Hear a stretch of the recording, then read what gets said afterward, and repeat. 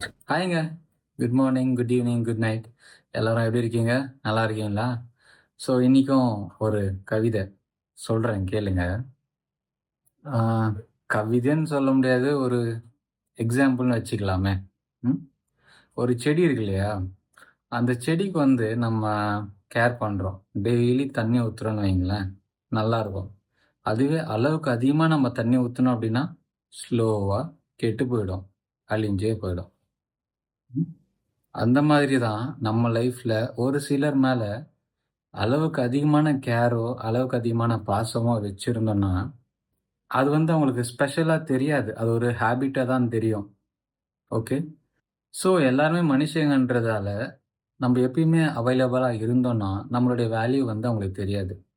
எங்கெங்க இருக்கணுமோ, அங்கங்க தேவையான அளவுக்கு தண்ணீ ஊத்திட்டு போங்க. அளவுக்கு அதிகமா ஊத்திறாதீங்க. வேஸ்ட்டா போயிடும். ஓகே. Take care. டாடா.